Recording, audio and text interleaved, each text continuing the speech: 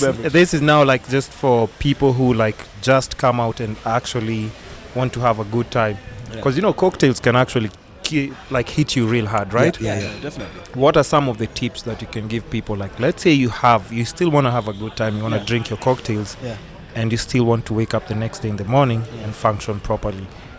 How would you advise somebody to go?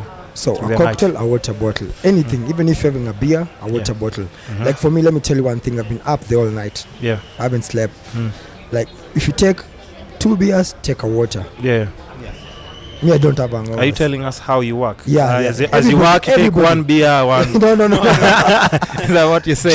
Generally. I make one cocktail, I drink one, and one water bottle. And when you're having cocktails, avoid the sugary stuff.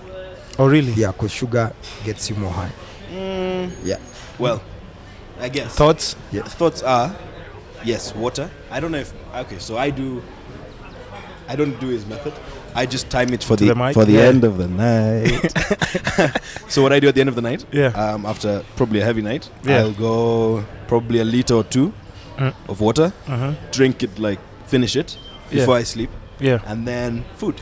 How do you do that and you're so drunk? I don't know. It's just and like you actually feel like you're full already, right? I'm like wired. I think I would go with his method, like just balancing it out during the night. So if I get home, I just want to sleep. You can have so many drinks with water breaks actually. Yeah. If you try that going out, having like 3 cocktails or glass of wine, having a bottle of water, you'll be okay at the end of the night, I'm sure. Nice. Yeah. Okay, and then food though. Critical food is always and like food avoid starch. Right? Carbohydrates, because they also get you high. You want to eat like fatty foods that'll help with fatty, So you want like cheeses, meats, cheese, meat, kind of Oh, okay. So like oily stuff. Go to Pizza Inn, go to Chicken Inn. The pizza is so good in the morning. Oh, even pizza is good. Even pizza is They're good. the only ones that are open 24 hours. So And then, just in your field of work, what do you think so far, like in Nairobi, what's like the most popular cocktail that people like order a lot? Long Island. What? Mojitos. Really? Yeah. Mojitos. Yeah. What people should understand, they should try other stuff. Yeah. Okay. So for you, the same. You've noticed like Long Island. Long Islands, mojitos. What else? Most popular, like that you can get in most bars. I think No. That people really, when they come to the bar, they're like, "Can you make me this?" Yeah. Long Island. Long Island. Like people really want to be shit-faced. Literally. That's the like I've had a long day, just give me a Long Island. Okay, then what are some of the alternatives that you'd actually like recommend for somebody to just have, and it will give you like like a super high, not like really fucked up like Long Island, but it'll still give you like a nice buzz. What other cocktails do you think you can recommend people to try out? Because if people don't know, like people do know Long Island and mojitos, but what other cocktails do you think people need to try out? Well, I think between us, I like brown liquor more than you, right? Yeah. So let me talk about brown liquor people. So that's your rums, your whiskeys, and so on. So go for a whiskey sour. It's such a like underappreciated drink that is actually really, really good. Old fashions are underrated also. As well, yeah. But I mean, an old fashioned is much more for like somebody who knows what they're after. Yeah. Who's there to appreciate Did the we whiskey. make those at K1? No. No? We did Dowers. Oh, okay. Yeah. Like me after the first cocktail, I was gone. Somewhere. But we did Dawa, Mojito, and Porn Star Martini. Yeah. Oh, yeah. Yeah, but I think try some whiskey cocktails. Maybe if you're gonna go for rum, don't do the mojito. Do a daiquiri. Do something that's, I don't know. And stick to your brand. If you're having rum, stick for rum for the. Or don't switch up to. Don't go rum tequila. Well, if you think you can, try. And then see why we told you not to. But I think safely you can say if you're drinking white liquor, if you're drinking you're on gin, you're on vodka, stick to that line. Yeah. But if you're on like whiskeys and browns, stick to that. Just maintain that. Don't over exaggerate like anything. Yeah. Okay, interesting. Yeah. So the Nairobi like just night scene is. Wait, first of all, what do you normally order when you go for a cocktail bar? A cocktail. Yeah. Long Island. Hey. So I'm part of that. Guys, you are them, huh? I am them. Yeah. But you see, what I was saying is, the thing is, people don't know actually. Yeah, people don't know, and it's crazy because even like now with Melissa, you know, who's just joined your team. Yeah, actually, she taught me like a lot about just even like wine, which I didn't know. Because you know, I've been in situations where like, you know, back in the days, all I knew was for cousins.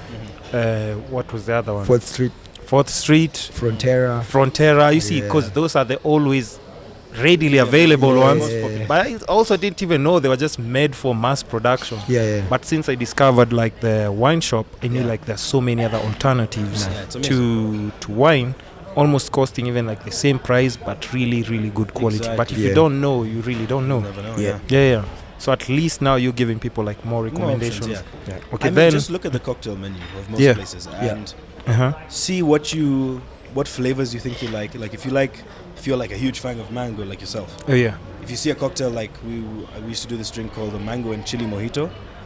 I think I've had that. Proper drink. So I mean, experiment. Don't be so confined to what you're comfortable with. Explore a little bit. Try out the menu. So like, if somebody's launching a new cocktail menu or something, we're not just going to go and order one and then stick ordering that. Like we're going to try each drink and see how we like it. Then from there we'll pick a favorite or something. Nice. But okay, now let's talk social media. Okay. Because I mean, the two of you have really pushed the envelope when it comes to that. How important is social media to like just both of you in what you do, like career-wise? Has it made a difference? Yeah, it's a Does good it stress you out? Because apparently there are people, not apparently, actually people are going through depression because, you know, they keep comparing themselves. Maybe there's a bartender you're following and, you know, you've done like, let's say 5 or 6 flights. This guy's always like on a private jet every day. And he's just doing like some of the craziest things, and then you start comparing instead of like just doing your own thing. But how's social media working out for both of you? I think because... Okay, so we each have individual social medias. But we also have now a unified Bar Sage social media. And I think knowing that it is for the company and it's for the brand, it kind of reduces that pressure. Because if it's just you running it by yourself, because I mean, social media is handled by our manager. So does a great job. Tony Gishe, shout out. He's somewhere there on the background hiding. So I mean, it reduces a bit of that pressure. And it's also, it makes it more fun. Because it's something that you think about, you're like, oh, what would be nice? Would this look good? Let's think about, like, we plan out, like, ideas of what are we going to be posting? What kind of themes are we going to be using? What's our color scheme? What's our adverts going to be like? So it's more of a fun interaction rather than, oh, what is so-and-so doing? What is so-and-so doing? It's more about just us. And as a team. Okay, and then before you started working, like, were you...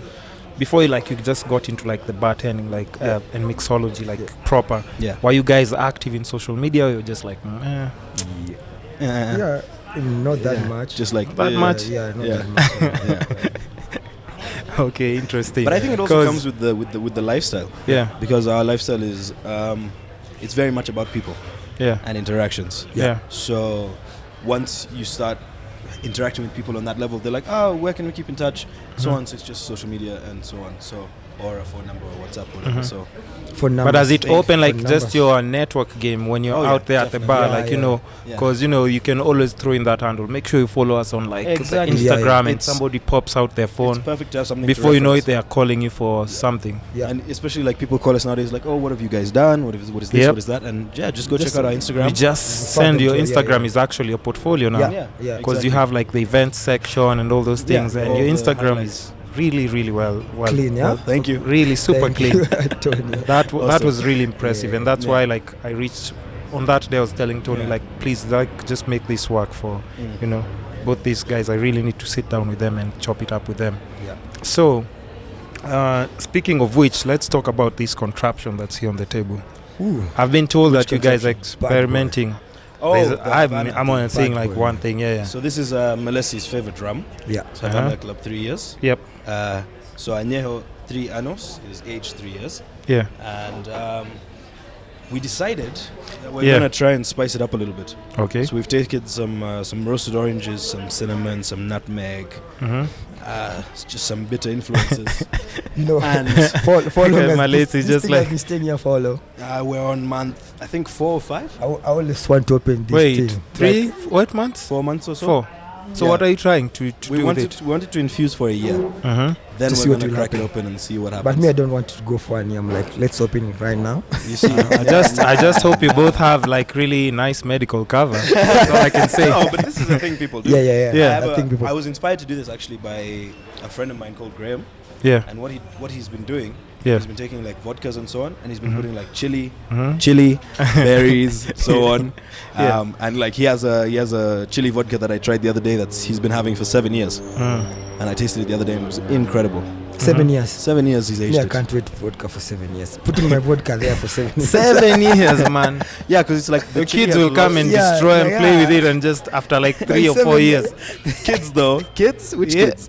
Oh no, I'm just saying we'll get to that segment. Trust me. We're going there. Don't mess it. Since you've mentioned it, we're going there. Nice. And I just also want to know, like, do you have like your own signature cocktails? Yeah. Because I've seen like these crazy bartenders like that I follow. I don't know whether you know the Tipsy bartender. Oh, Yeah, I've been following him for years, and he always has like some signature cocktails that he's always coming up with and stuff. Do you have like your own? So for us, unless it's specially requested that you want classic cocktails, every menu we provide will be our own. Yeah. Oh wow! So you come up with like just And we're really trying to push like local ingredients, local spirits, local spirits kind of, but like local ingredients. Yeah, it's like okay then. Kind of. Because there's some of our spirits here. I know, but I hear there's one spirit that's always like in a lot of cocktails. Kenyan. Yes. It's not champagne, it's Kenya cane. Yeah. I hear KC. Why? What's the big deal with KC, and how comes it blends in so well with all these other cocktails? I hear So if you know your cocktails, number one, it doesn't blend in well. It doesn't? No. Oh really? Because people say it's a rum. It's not a rum. It's a smooth cane spirit. Yeah. So it's almost a rum, but it's not a rum. It's a rum. So why is it always being put like in cocktails? Because it's cheap. It's cheap and it's strong. Come on, that's why. The margins. There's on nothing cocktails, special. Yeah. Let me tell you, the margins on cocktails are the best in any bar.